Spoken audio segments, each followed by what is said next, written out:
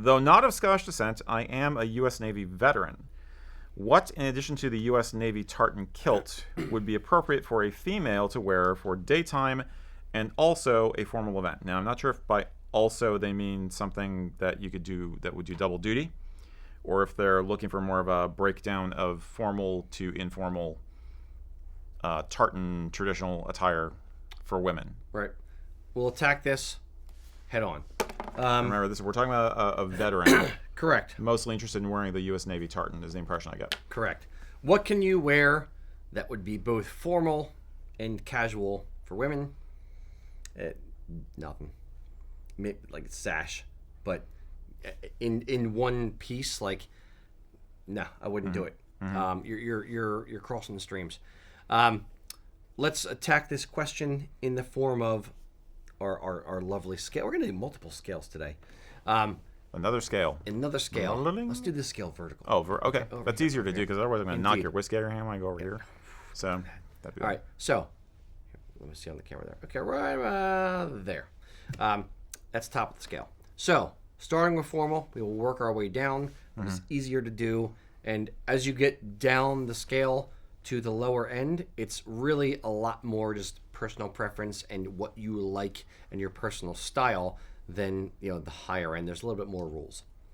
Let's also state that this is for speaking from convention. What is formal? Yeah. This is not our opinions on what women should or shouldn't be wearing, what they're allowed to wear. Right. This is more conventionally speaking what is generally accepted for formal like the averages of what you'll see if you look at photographs over the past several decades. Things that have not really changed much. Correct. So, formal event, black tie, ball gown kind of thing for a woman. You can start by, let's start with full-on tartan, as much as you got. You can buy either silk or a lighter weight wool tartan and have a full-on ball gown made out of tartan.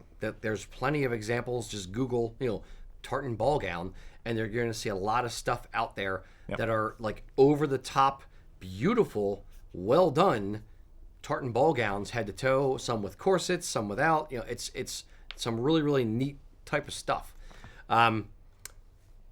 Anything to add to that?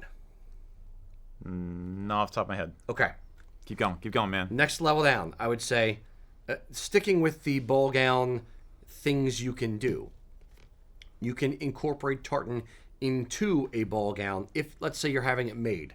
It's super high-end, super custom, whatever. Right.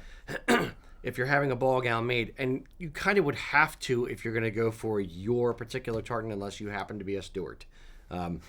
Right. So, if you want your tartan in a ball gown, you don't have to go full tartan ball gown. You can do some panels or the corset section up top or the upper portion. I'm saying corset. Bodice. Corseted. Bodice. Thank you. Or you can do panels in the gown as tartan. I've seen things like that. Yep. That would be very nice, very classique. Anything in that level you can think of? No, I think we just to be clear, I think you'd also be including evening gown in this. Yes. So ball gown is like extra foofy usually, billowy, yeah. And then evening gown is less so.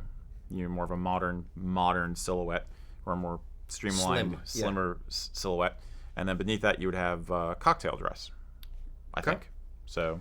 Well, even before we get to cocktail dress, you can do a regular, if you happen to have a ball gown or a tighter fitting, more form fitting dress, you can incorporate tartan in another way. Right. You can do a tartan sash. You can do a shawl, which you probably end up taking off. You can do a clutch in a tartan or a small purse in a tartan. You can do a boutonniere in not necessarily tartan, but you can do like heather or a thistle. Take the take the stabby bits off. Right. You can do other nods to Celtic, Irish, Scottish heritage. Maybe use rosettes for some things. Rosette, possibly, something like that. Yep. Indeed. So you can incorporate little bits into the most formal outfits. Once you get down to cocktail dress, you were going to say? No, I was just going to say cocktail dress would be the next category down as far as I can tell. That's the next category down. Fair enough. So, yeah. That's going to be harder, I think, because they tend to be even more form-fitting, even more simple. I think cocktail dresses are generally very, very minimalistic. Agreed. They're not froofy. Yeah. So how you incorporate the tartan into that one, I'm not sure. It's either the fabric itself or it's a combination of fabrics in the design. But yeah, again, and cocktail dresses are, I'm assuming, usually bought off the rack kind of usually thing, or tweaked to fit. If you sew a waist yourself, sash might work well with one. Yeah, waist sash, Yeah. or a regular sash, depending on the dress itself.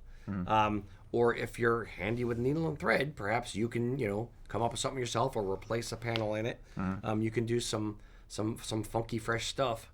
Funky fresh, depending on Funky fresh tradition. the event. Yeah. All right, down from cocktail dress, Well, then you're getting into daywear parallel, types or of. hostess skirt or kilted skirt would be Right. kind of parallel. I think that'd say be to cocktail. Yeah, that'd be.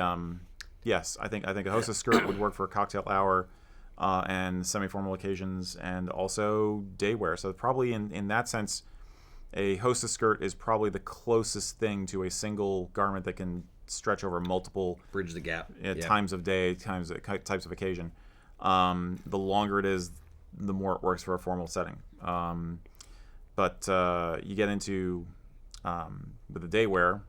Again, you got the working back down. You got kilted skirts, which can work for daywear. You got the traditional kilted skirt. Then you have tartan circle skirts and tartan A-line skirts. That's where I was going to go. Yep. So, And for those that don't know, the difference between a hostess skirt and a kilted skirt is essentially the length.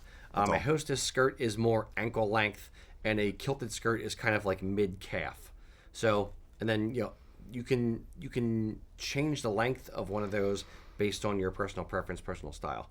And then more casual end of the spectrum would be a billy skirt or a mini kilt or things like that. Right. Yeah.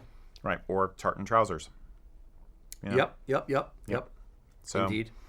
Tartan blazer.